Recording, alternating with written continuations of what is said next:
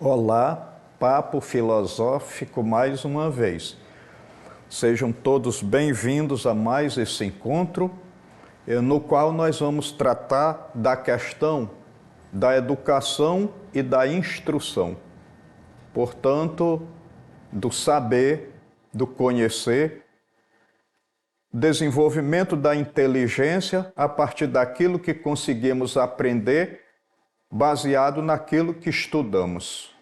Então, para hoje, a gente vai trazer para esse primeiro momento a figura de Johann Friedrich Herbert, que, na realidade, é um dos pensadores alemães, nasceu em 4 de maio de 1776, na cidade de Oldenburg, situada ao norte da Alemanha, e morreu no dia 11 de agosto de 1841, na cidade universitária de Göttingen. A pedagogia desse pensador tem como objetivo maior nem tanto o acúmulo de informações, mas a formação moral do estudante.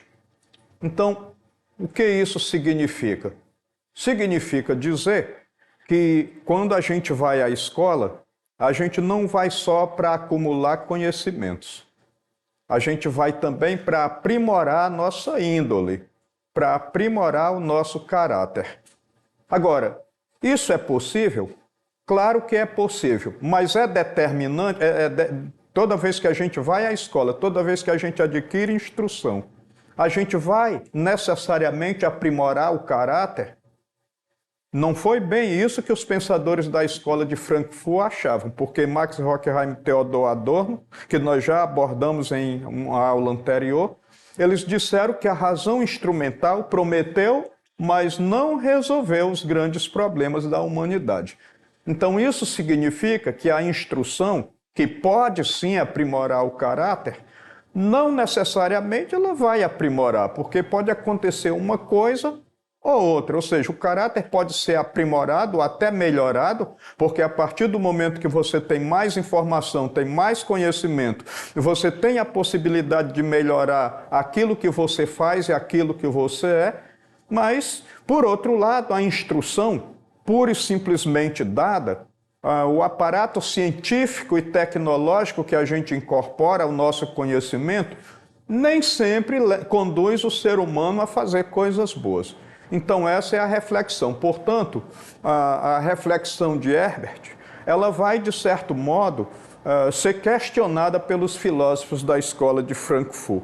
Isso é natural, porque à medida que o tempo vai passando, o espaço e o tempo são as duas formas puras de sensibilidade, então tudo aquilo que nós podemos aprender, pelo menos segundo Immanuel Kant, é dentro do espaço e do tempo, que são as duas formas puras de sensibilidade. Então, à medida que o tempo vai passando, a gente vai buscando o aprimoramento. Pelo menos do ponto de vista científico e tecnológico, a gente consegue. Já do ponto de vista ético, do ponto de vista moral, aquela questão da índole, aí já é uma coisa que a gente vai questionar no decorrer dessa aula. Então, nós temos aí o seguinte: um homem inteligente sai de um buraco em que um homem sábio não cairia. Isso aqui é um provérbio árabe. Então isso já deixa subentendido que aquele que é inteligente, ele resolve problemas. Aquele que é sábio procura não criar problemas ou procura enfrentar os problemas com serenidade. Então existe aí uma diferença entre a inteligência e a sabedoria. Nós podemos ter em alguns locais remotos do nosso planeta pessoas que são bastante capazes de desenvolver a ciência, desenvolver a tecnologia, desenvolver qualquer coisa que aponte para aquilo que nós chamamos de progresso. No entanto, nós temos aquela situação de que em muitos lugares não existe escola, não existe uma igreja, não existe uma instituição capaz de educar e também de instruir. Então aquela inteligência ela fica de certo modo brecada pelo fato das faltas de possibilidade de desenvolvimento dessa inteligência. Então nós temos aí também o seguinte: inteligência, sabedoria. Então Não existe um limite bem identificável entre uma coisa e outra. No entanto, a gente está colocando aí algumas coisas que ajudam a gente a fazer essa reflexão da diferença entre inteligência e sabedoria. Então, a primeira coisa, a inteligência é uma capacidade que nós temos de saber e conhecer. Já a sabedoria é aquela capacidade que nós temos de querer e escolher. Isso aqui é nítido. E são coisas bem diferentes. Segunda coisa, a inteligência. Então, do ponto de vista da inteligência, nós podemos aprender com os próprios erros. Quando nós estamos falando de sabedoria, aprender com os erros alheios. Quando eu aprendo com os erros dos outros, isso não significa que eu não possa aprender também com os meus, porque eu não posso partir do pressuposto que eu nunca erro. Então eu erro também. Mas, ao invés de quebrar a minha cara em uma porta que outros já quebraram, eu prefiro não bater a minha cara naquela porta. Então isso é evidente. A terceira coisa, a inteligência analisa e entende os fatos. A sabedoria utiliza o entendimento para a ação, utiliza o entendimento para agir. A inteligência pode ser imediata, a sabedoria pode levar tempo. Então, enquanto que a inteligência, a gente pode nascer já bem dotado, até um QI elevado, né? A gente vai desenvolvendo o QI ao longo, né? Mas, de qualquer modo, a sabedoria ela pode levar muito tempo. Então, é no decorrer do acúmulo das experiências que a gente vai adquirindo a sabedoria. Então, a inteligência ajuda a teorizar. A sabedoria ajuda a praticar. Então, a inteligência ela pode ser impulsiva, afoita, enquanto que a sabedoria ela é comedida, ponderada. A inteligência resolve o problema, segundo Albert Einstein. O sábio previne um problema, ou seja, para evitar que o problema aconteça. Então, a educação e a instrução são conceitos profundamente distintos. A educação desenvolve as faculdades, a instrução dá conhecimentos. A educação eleva a alma, a instrução prevê o espírito. O espírito é alguma coisa que é um pouco mais abrangente do que aquilo que nós chamamos de alma. Agora, a educação, a instrução e o ensino. O que nós podemos abreviar sobre esses três conceitos? Então, a educação é um processo de desenvolvimento da personalidade. Então, pela educação eu vou melhorando a minha índole, né? O meu caráter. A instrução se refere à formação intelectual, aquele conhecimento que pelos estudos e pela orientação de outras pessoas eu vou adquirindo. Já o ensino corresponde aos meios para a realização da instrução. Então, são bem distintas essas coisas, a gente colocou aí de forma abreviada para que sirva mais para a gente fazer uma reflexão no futuro. A inteligência somente se transforma em sabedoria quando utilizamos o conhecimento adquirido em favor da vida. Aí então nós temos aí um pensador que faz essa referência, mas eu gostaria aqui de evocar ainda a figura do Aristóteles, um filósofo da antiguidade chamado Aristóteles, vai dizer que, na verdade, aquilo que nós conhecemos só vai ter grande valor quando nós praticamos. Então ele vai dizer justamente que os atos corajosos que eu vou aprimorando a coragem, é pela temperança que eu vou aprimorando a moderação, né? Então, nesse aspecto, ele vai achar que só tem grande serventia aquele aprendizado, aquele conhecimento que a gente adquire, mas que também é capaz de colocar em prática. Isso que conhecemos deve estar presente nas nossas ações do dia a dia. Agora, eu não quero fazer polêmica, mas é impossível trabalhar filosofia sem fazer um pouco de polêmica. Nós temos aí de um lado do nosso quadro, em letras maiores, uma frase que está escrita no Evangelho de João, capítulo 8, que foi pronunciada por Jesus Cristo. Conhecereis a verdade e a verdade vos libertará. No quadro ao lado nós temos um pensamento tirado de Ética a Nicômaco, que é um livro escrito por Aristóteles, que diz o seguinte: é acertado, pois, dizer que pela prática de atos justos se gera o homem justo, e pela prática de atos temperantes, o homem temperante. Sem essa prática, ninguém teria sequer a possibilidade de tornar-se bom. Então, isso aqui é a frase do Aristóteles. Então, você veja que tem uma diferença muito grande da frase anterior. A frase anterior diz que o conhecimento é suficiente para a gente viver bem, para a gente ser livre. O segundo pensamento, que é o pensamento de Aristóteles, diz, olha, só o conhecimento não basta. Então ele vai dizer que pela prática da temperança, ou seja, da moderação, é que nós podemos gerar o homem moderado. Então, de certo modo, isso quer dizer o seguinte, um bom atleta, alguém que corre, que faz maratona, então ele precisa de treinar todos os dias ou toda semana. À medida que ele vai treinando, ele vai desenvolvendo a sua habilidade, vai aprimorando a sua capacidade atlética. Para as questões morais, para as questões da verdade, Aristóteles pensa a mesma coisa. Inclusive, ele vai dizer que a virtude ela é sempre o meio termo entre um vício por excesso e um vício por deficiência, né? Então, nós pegamos, por exemplo, a coragem, que é uma virtude. O vício por excesso é a afoiteza e o vício por deficiência é a covardia. Então, nós precisamos aprimorar. O conhecimento só não basta. Então, eu não quero polemizar, mas o Aristóteles está dizendo que o conhecimento da verdade não liberta ninguém de nada. Pelo contrário, a verdade, às vezes, ela pode até amedrontar. A verdade, algumas vezes, pode até te irritar. Agora, pode libertar também. É claro que o conhecimento ele é sempre uma coisa boa e é a partir dele que nós podemos supor uma vida melhor. Só que o Aristóteles está dizendo que o conhecimento que não é colocado em prática é como alguém, isso está escrito no livro Ética a Nicômaco, é como alguém que foi ao médico, recebeu a consulta, mas não tomou os remédios.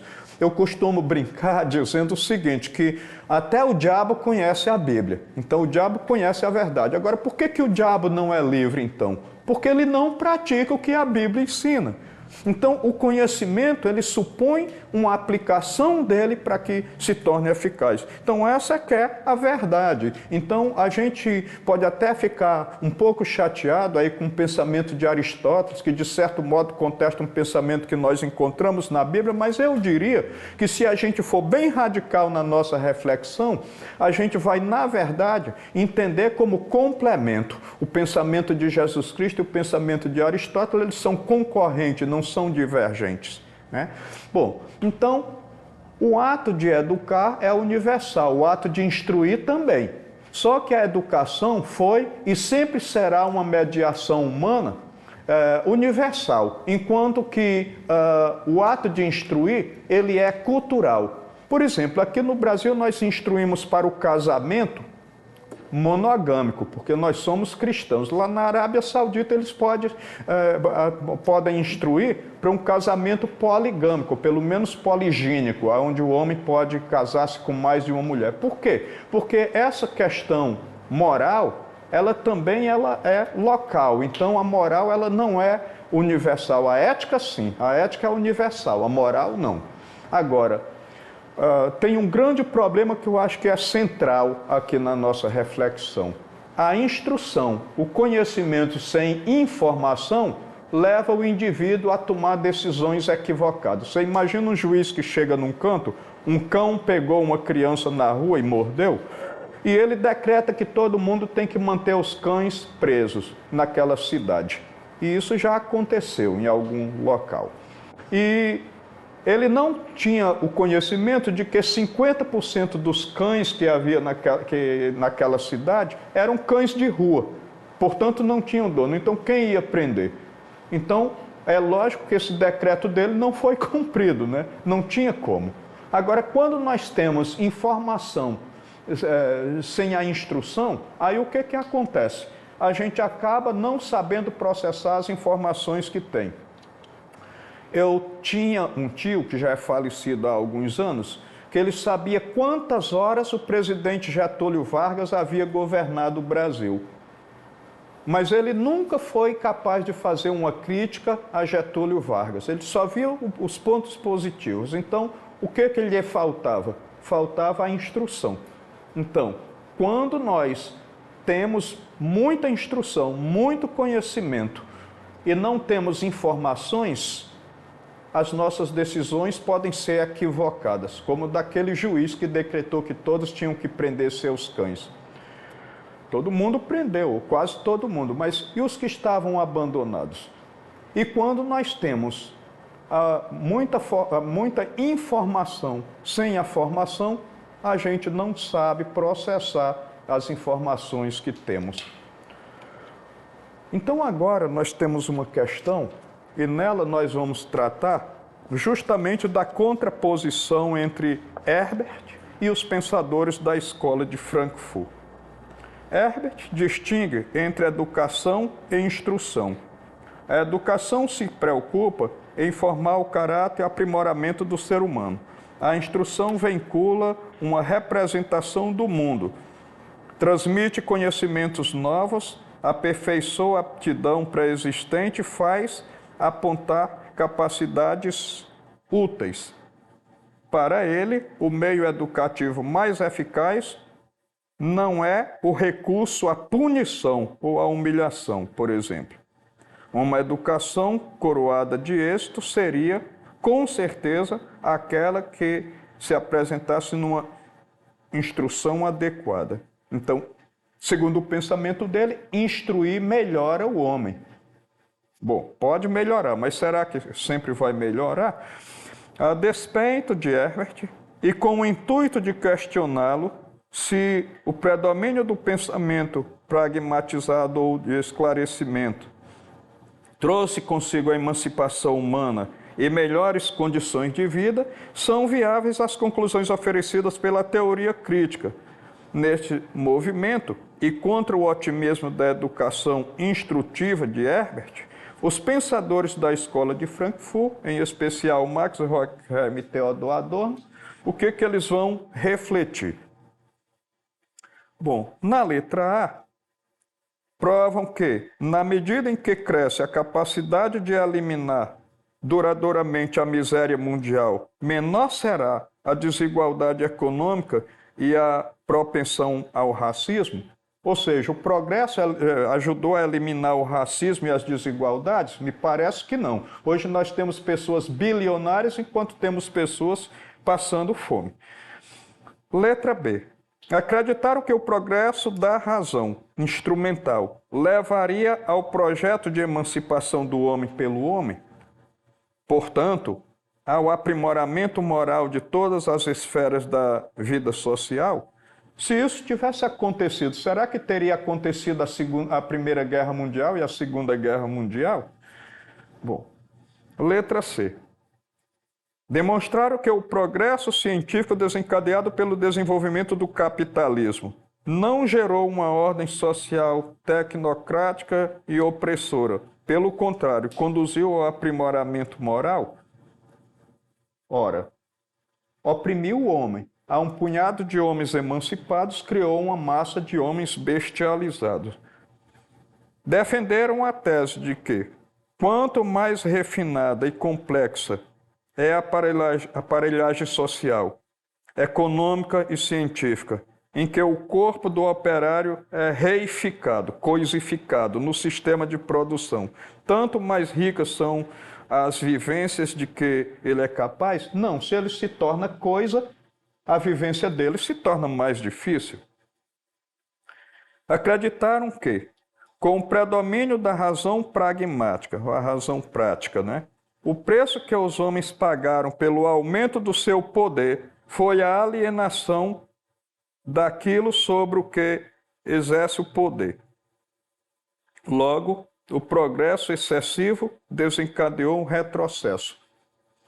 Quando eu estou dizendo que nós temos alguns bilionários e uma massa pobre ou com poucos recursos, então isso significa que a situação pelo fato da gente ter desenvolvido, gerado o progresso, ela moralmente, eticamente, ela não melhorou. Então, nós temos aí como alternativa correta a letra E. Então, que corresponde a essa crítica que, na verdade, que os pensadores da Escola de Frankfurt fazem ao pensamento de Herbert. Então, agora, eu convido vocês para o nosso próximo encontro. No nosso próximo encontro, nós vamos falar ainda da evolução e da imitação, e eu aconselho que vocês, para reforçarem esses conteúdos, reverem as aulas, visitem as nossas plataformas para que possam ter um maior aprofundamento daquilo que vem sendo tratado. Eu agradeço mais uma vez a atenção de todos e no próximo encontro a gente vem com todo entusiasmo para dar prosseguimento à nossa reflexão filosófica. Até lá!